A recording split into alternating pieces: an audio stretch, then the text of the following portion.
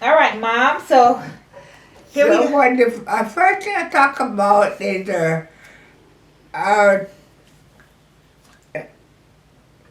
stay in Springfield Gardens, New York.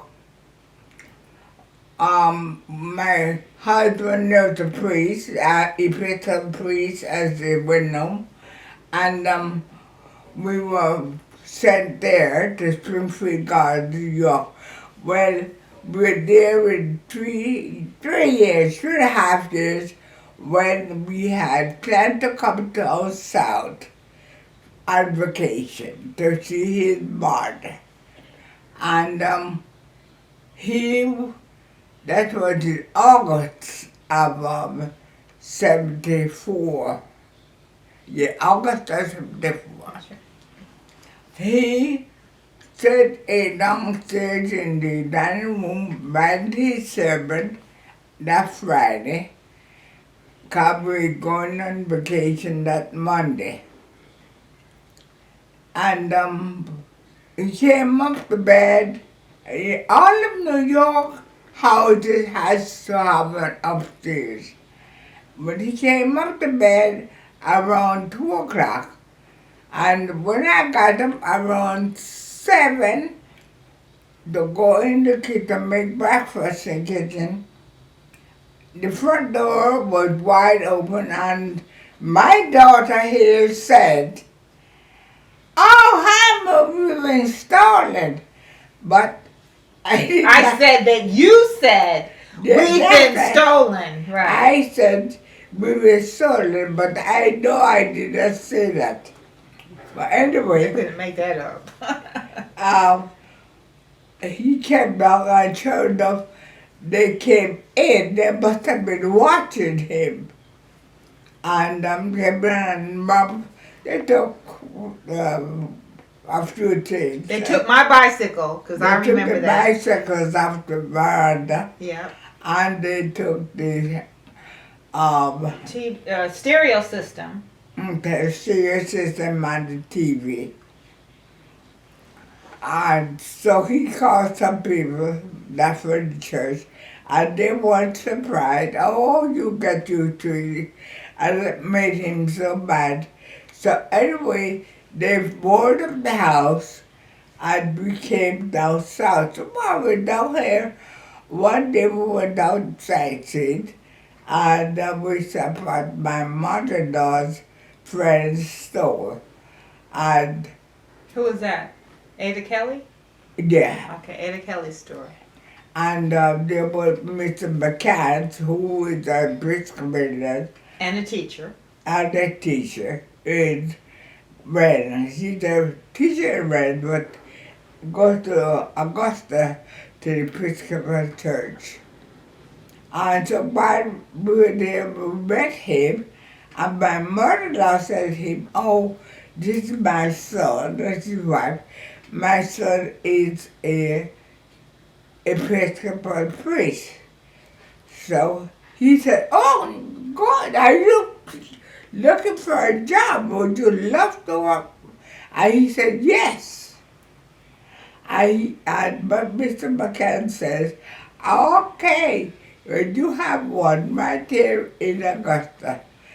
And sure enough, we did. So we called the bishop and everything was set, and he would get there, come there, the 1st of January of 75. So we spent Christmas in Springfield Gardens, and there was Christmas Eve. Christmas Eve, we had after the Christmas Eve service, and here comes the organist, just as drunk as you want him to be. And he would look at me, and he was messed up the hymns, messed up the choir, and so You were in the choir. You didn't mention that you were in the choir. I am the choir in Better Betty. Well, we got to a service. The church was kind of full of it. We got to a service. Everything was okay, but nobody said anything to him about. So my husband said to me, he talked to him that Sunday. He says, "Are you sorry that it was his birthday and he didn't realize he had drank that much?" Well, they came. We had a choir rehearsal that Sunday morning, and I said to him, "You better be glad we are leaving, because if you ever come, if I was here and you come again, drunk like you were Christmas Eve, I would take you bodily and throw you out of the church." Um, he didn't say a word. He just stayed quiet. And all the people in the choir said, "We're quiet." Now they thought, "Oh Lord, they're leaving. They take my organist, the organist with them and leaves." But he came back, he says, "I know people talk with an accent, but I never know one to sing with one." And with that, everybody started to laugh. He got you back. And we started to laugh.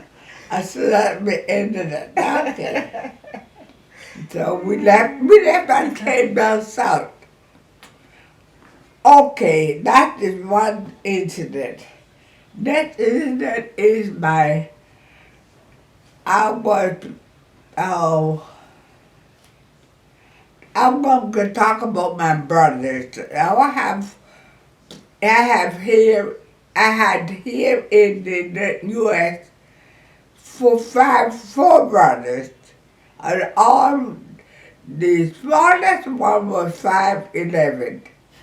All of them was the 6'4", 6'2", or 6'1", or 6. But the one I'm talking about, is Stanley. He had a cleaning tailor shop on Madison Avenue, in New York City.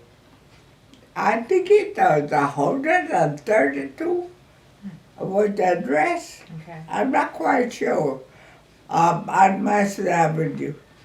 When across the street was academic middle, and the people there were, he said when he came there, but he opened them were young people, and they grew up, the grandmother, the mother became a grandmother, mother, and they have always been on welfare, never got off of welfare, never tried to better themselves.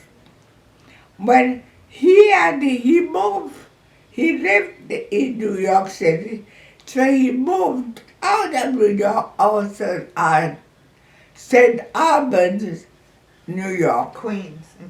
in Queens. So that his wife was an alcoholic, Aunt Florence. and her name was Florence, and they nothing he knew she was alcoholic before he married her, because we couldn't understand why would he go sit with her in a bar, watch her drink, and take her home, and then marry her. God, I never tried to stop her from drinking. So anyway, they got married, and she had 2 kids. And she had one before, Paula, who had multiple dystrophy, Muscular dystrophy. and she was in a wheelchair, and So when her son was, her son, she called him sweet man. She was crazy about that boy. What's his name? Huh? What was her son's name? Charles Jr. Okay. After his father. But she called him sweet man, and we call him Junior. So when he graduated from high school, his father wanted him to go to college. But he wanted to go into the Air Force. So he's he decided he thought at that time he couldn't go get into the Air Force unless his parents sad for him to go into the Air Force. It's the Air Force. Into the Air Force. Air Forces. It was the Air Force is what he ended up going to. Who would tell us the baby? Okay. There's nothing. Okay, go ahead. Air Forces. He went to the Air Forces. So Air Force. she said he was sad because he wanted her to go to college, and he wanted to get married and go into the Air Forces. So she said for him, and he went. And while he was in the Air Force, I think he joined the Army. It was the Air Force, I'm telling you. He joined the Army, and he went to England. He was in England. And while they were there, he and somebody, guess his guide us in the force out with him. They got into a car and they went on a rolling road. And they got behind a person who was driving very slowly. So they decided to speed up and pass him. So they speed up and passed it and ran into another car. And when they ran the car, they hit head on, and the car demolished, and they all died. When my brothers couldn't take it, and my sister-in-law Florence decided, well, I tried to take her and go visit her and take her home, but to no avail. Meanwhile, his wife had a baby, and I tell her that now that he's gone, and the wife baby, you should hold on to the child. She said, I don't want to part of him. I don't know part of it. I want my son. And so she drank and drank and drank and drank, and he moved out of the bedroom, into another room so that he would be with her. They kind of separated. They had a dispute between them, and he moved out. And he was very nasty to the people who came into his shop. And they started to rob him. They robbed him of his all of the copper of the store and everything else. So with that, he decided that Milton told him to sell the store, give it up, because the dictator knows that coming to kill you, because you are bitter that they are walking around and your son is dead. But so he did. He did the miracle. So he sold the store and he went up to the Bronx to work with Milton. Milton had a, a store just like his. So he worked with Milton. But when he leave the house, he would leave her still sleeping. And so he would call her at about 3 o'clock in the afternoon, and she would answer, and they would talk while and he'd be fine. So one evening he called her, and she didn't answer. So he called his other brother, wife, Byron's wife, who lived in Hollis, which was about 3 or 4 blocks away from St. Albans, where they live. And they live in Hollis, New York. So he told Aunt Lovell would he go by the house and see what is wrong with his wife Florence, because he called her and she didn't answer. So Florence said, okay. So this was summertime, so there was no school. God never was a teacher. So never went, and they watched Florence at the foot of the stairs dead. She fell down the stairs and broke her neck, I think, and she died. So she called Stanley and told him that he found her, but she was dead. So he told her, well, you go up in her bedroom and make sure that it is straightened up. So she went to the bedroom, and sure enough, there was a bottle of liquor and a glass on the table next to me. She probably got up and started drinking again. And much why she fell down the stairs. So she took the liquor, poured it down the sink, poured it down the toilet, and threw the bottle in the garbage, washed it, straightened up the bed, didn't make a bed, just straightened it, and called. But then she didn't make that was in order. Then she called the police. And police came and called the coroner, and pronounced her dead. And meanwhile, Stanley came home. When they called me in Augusta, told me that Florence had died. So when the funeral would be such a time. So I went up.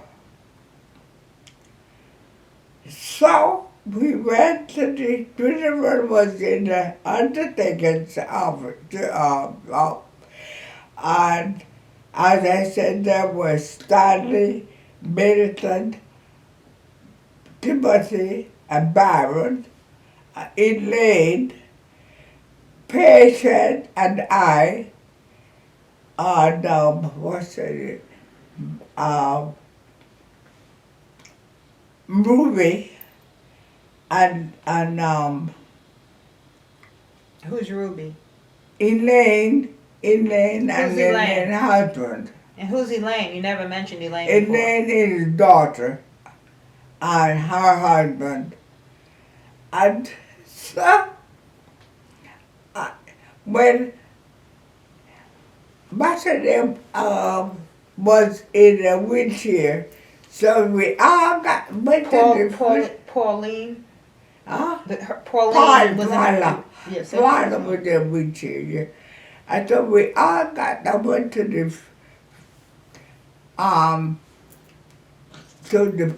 funeral home, had a service there, and then we went to the graveyard.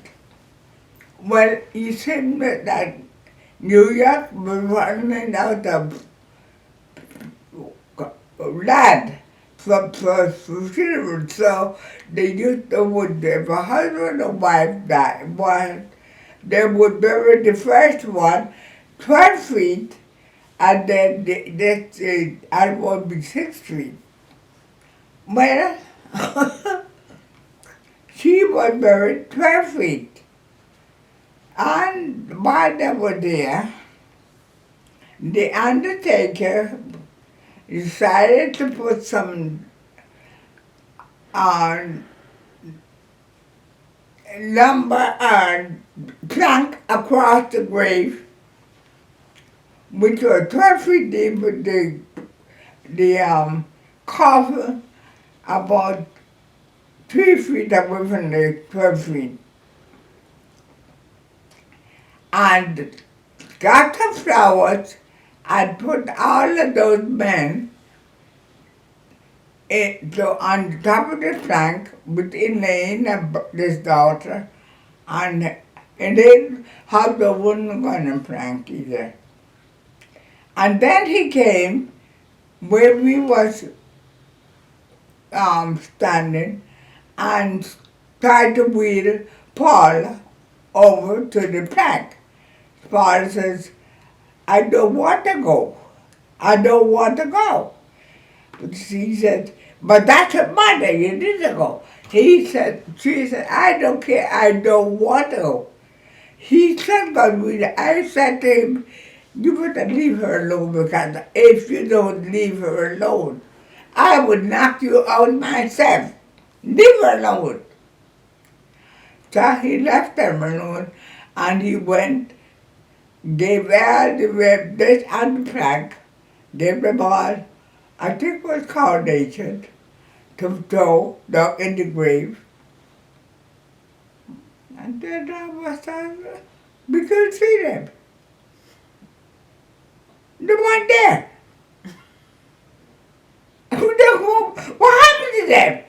The arm fell down on the plank broke, and everybody fell into the grave.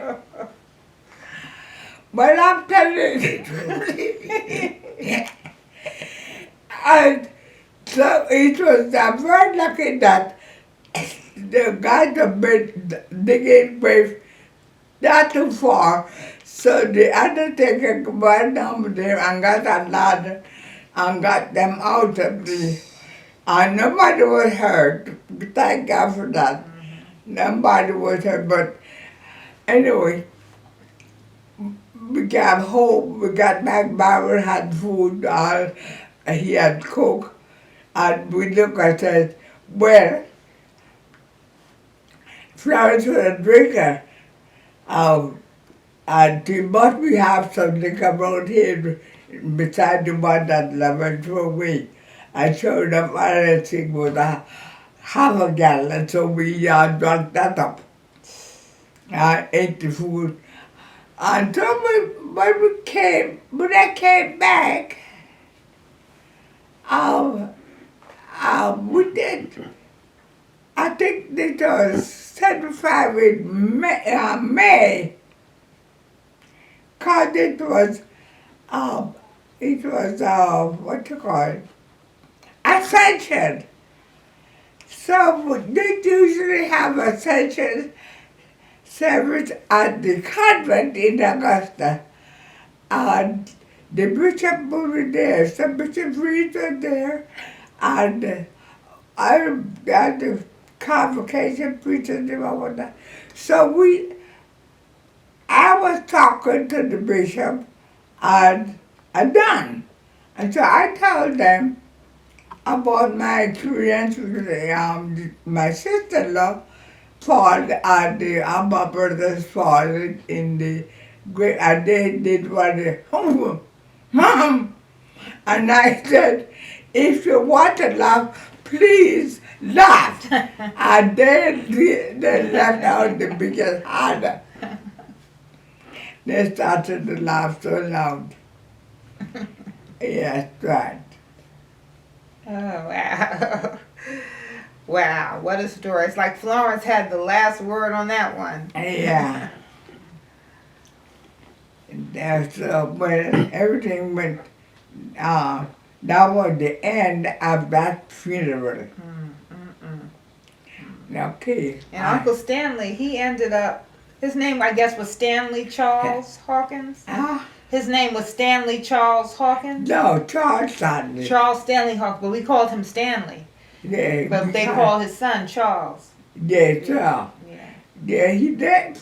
So Bishop was George Bishop George. Oh, that was smart. And then they And gave they his called son. him, did, for some reason, Then they used the middle name. That was good. That was a yeah. good idea. Yeah. Well, so talk a little bit about since you talked about how Florence's life ended. What about Stanley? How much longer did he live? And Oh, Stanley lived a long time after. Uh, Stanley lived, he was 98. Stanley, I don't know, they are different than I am. They have neighbors and they didn't get to know them or anything like that. But the neighbors would look at him, would watch out for him, because he was 98 years old and he was still gonna rake in his yard and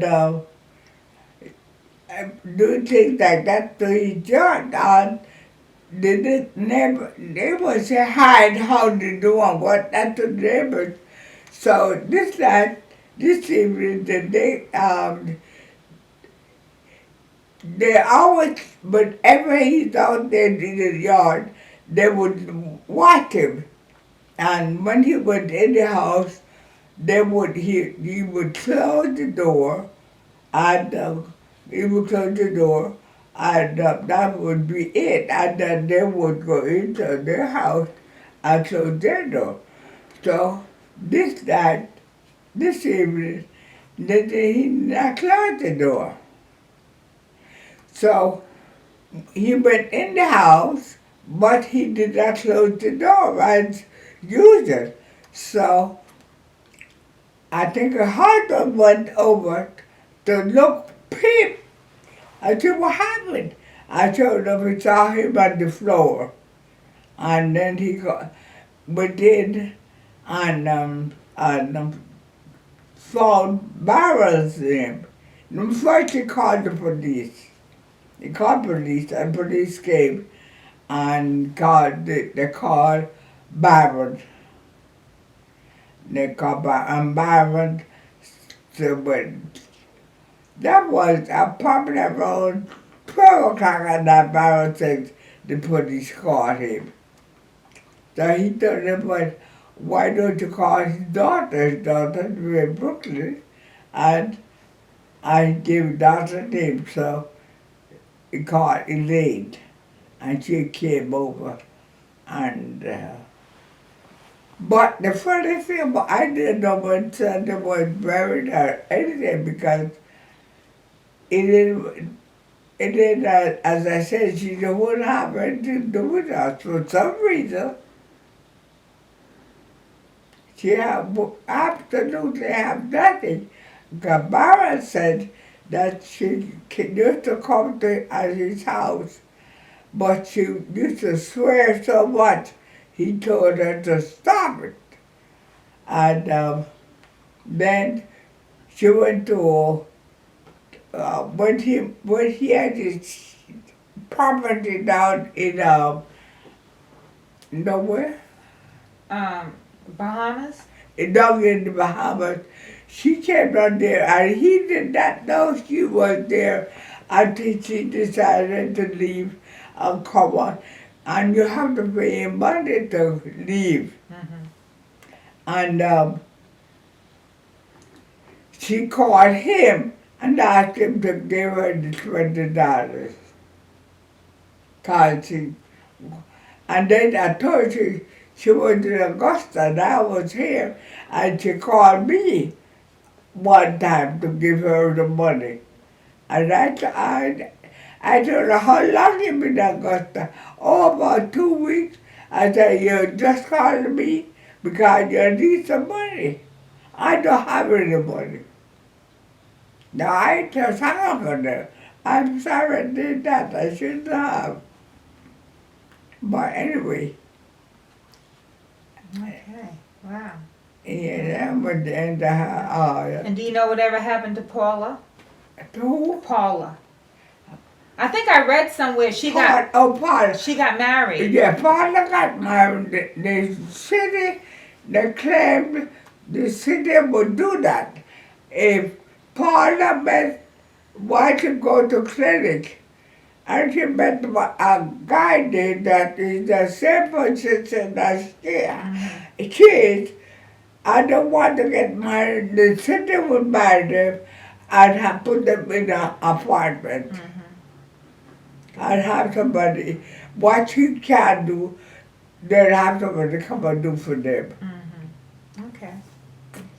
So, So really, the only one still alive in that family is Elaine. Elaine is she's still living it is, yeah. in Queens, and I Brooklyn. believe her daughter lives in Uncle Stanley's house. Yes. Yeah. Yes, that's right. And it's with them. Ow. And so you talked about Uncle Stanley's business, tailor shop. So he had one, and Uncle Milton had one. Yes. Okay, and they both were open for many years. I mean, was Uncle Stanley's shop open for many years? Oh, yeah, but you see, what happened was when my father sent him to apprentice school to learn tailoring. In Jamaica, right? In Nicaragua, right. So what they learned, then Milton decided to come to New York. And but at that time he didn't have a plane, he did take a ship. And he took a ship and came to New York. And he worked with the Jew for a long time doing tailoring. Then the guy said to him, "You have a good tailor, why don't you have our own shop?" And he says, "You won't mind?" No, he said, "I don't mind, you can help yourself." He said, this is a land of opportunity. So Butler went and opened his shop and started his own tailoring and cleaning business. So he was successful in it. So with that he wrote, study, and the tail started to come out. They'll come up. So Stanley did. And so he started to work with him for a long time, and then eventually Stanley opened a shop. So I said to them, I said, "Why would you open a shop by yourself, and why did you merge?" Oh, when the wife can't get along. I said, "Wife, they got nothing to do with your shop." So Uncle Milton's wife and Uncle Stanley's wife, Florence and Emma, couldn't get along. And yeah, that's what they said. That's what they said.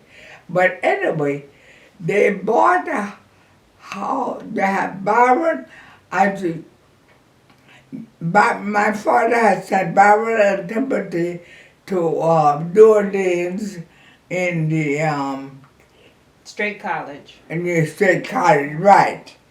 And they couldn't get into college. They had to go finish with high school. Right.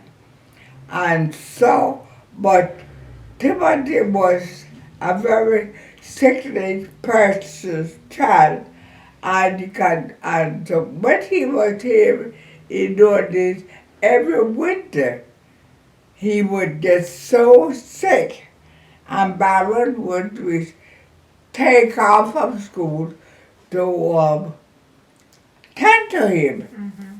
So the dean met my father and told him that Baron Timothy is keeping Baron. Baron is a very good student, but he is spending most of the time taking care of his brother.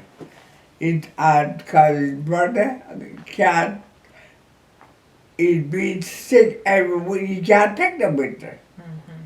So, better send him, bring him back home at the Bible finishes schooling. So my father said, I don't want one of my children in this place. All of them kids, I want them out of here. So, he... Out of Bluefields, you mean? Out of Bluefields? Out of Nicaragua. Right. Nicaragua, period. Because it was corrupt. So anyway, you made me to that trend now. He said, he said he wrote Mason and told Mason would he take Timothy. And Mason said yes he would. Because he didn't have free activity with work. So Timothy, he told Byron to put Timothy at the trade and send him to New York because Byron, Milton would take care of him. So, Sunday didn't like the had a grudge against Papa and Mama because he said that they gave him away. But they didn't give him away. Mama said, my mother got married when she was 16 years old. And she had the first child, Corbin, and then Jack, then Vincent, then Stanley, then Timothy, Tim and Tom. Tim and Tom, then Byron, then Herbert. So she was really back down. She could be, and Stanley was like this. If he had a tear in his pants, he would carry on. He don't want to wear it, he won't wear it. He got a dirt, he got to change it, take a bath, and my mother said, I was tired. I keep on having these dumb children, and he is running me crazy. So Wawa said, I don't have any kids, and I don't think I'm going to have any. So I will take him. Give me. So she took Sandy. When Sandy got mad, that my mama gave him away. But Mama said she was shocked when she came up here and see what Sandy was wearing. Tear socks, tear pants. I went him a Chinese camera out like an idiot. Then though he got mad with her that she didn't want him. She tried to assure him she wanted him, but she couldn't afford him because he was ridiculous. So anyway, he came up here and he and Sandy and Timothy. Oh yeah, and Timothy went up a big house, apartment. It was at Central one Park time, West. Parkway. Central Park West, I believe. Yeah. Yeah. When Byron graduated from college, he came right there and got a room there. But they all all lived together. And Byron got a job. I think Byron worked with them also for a while. And then eventually, the war came, A barrel was taken and Barrel went to war at Belfast, but Timothy was poor because the thing was sickly. Mm-hmm. And sadly, they didn't think that if they need him, they would call him, but at that time they didn't need him. And they had two other brothers Mm-hmm. in, so they left a big time apartment. Meanwhile, um, I think Carmen came up from Jamaica. Carmen came and stayed there with the wife and had Timothy and Ruby married, got married.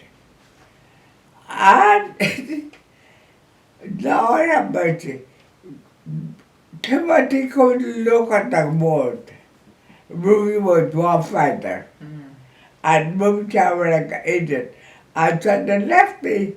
Milton started got married and moved out. So they just left the father with, with Timothy. But they rented out. But they rented out, the first other men went to war. So the other women, and people would rented would be women. Mm-hmm. Well, women just couldn't take it. So they lost their apartment because they couldn't afford it. Because the woman, they couldn't stay there.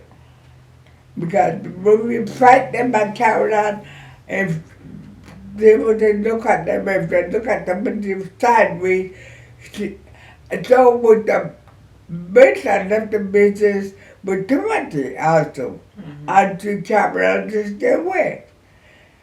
He couldn't do anything. Mm-hmm. She was right there carried on like an idiot. So he lost the business and he lost the apartment. So Wow. that was the end of that. I know, I think that he got a different double place that one bedroom and then Ruby was happy. Yeah. Wow. Uh, But when the brothers came back from war, they were able to. when Milton came back, he said with Stanley, I worked with Stanley till he built back his own business again. Then he moved into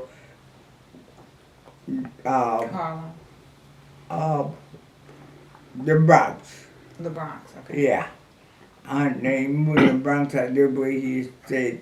Then eventually he got married to Emma. Mm-hmm. And Byron got a house, government house, and he got married to Tula's mother,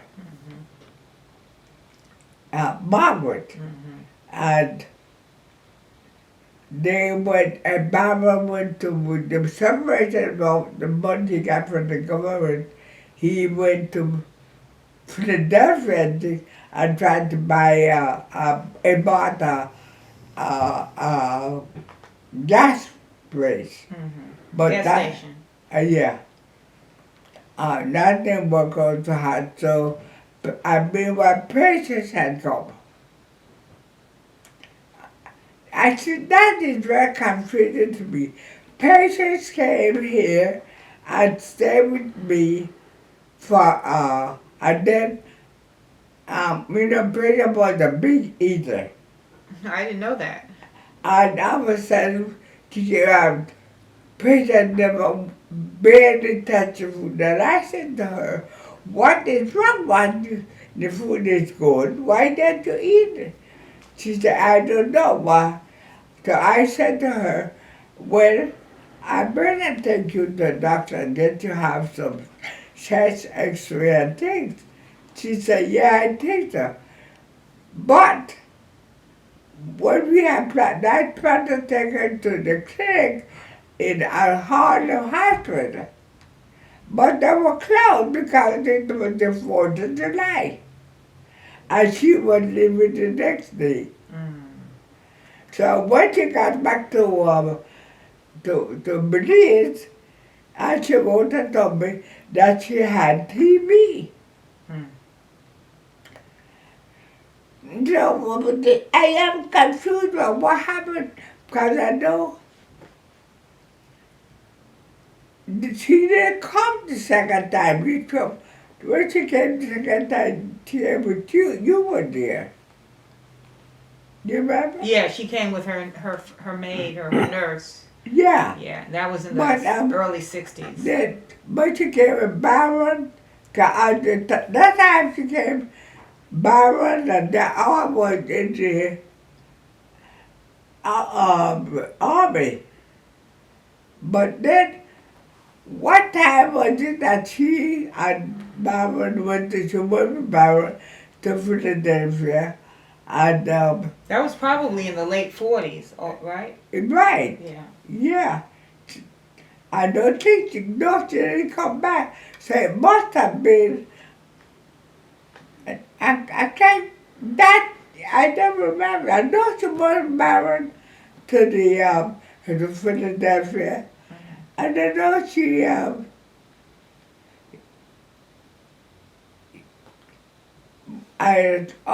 went with the girl that was rooming at my mother-in-law's house. Mm-hmm. They went to Annapolis. And, uh, and she sent patient back. And Mama and them were there. And that is, I don't, Mama, they were there. What is it that you're having trouble with? I don't understand. What is it that you don't understand? I don't, when did Mama come? Because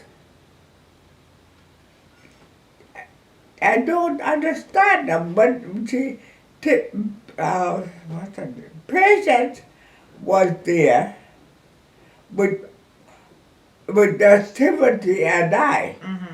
And then the Bible got in the picture. Mm-hmm. When did Bible get in the picture? Yeah, I don't know. I don't know that. I don't know. I don't think about I that. can't think of it.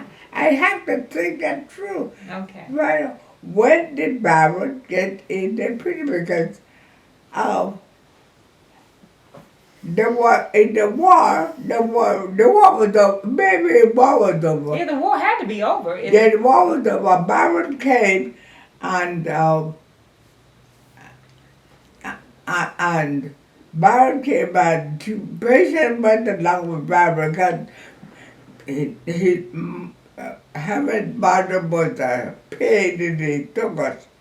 And we a patient went with him. Mm-hmm. And then the patient went with him.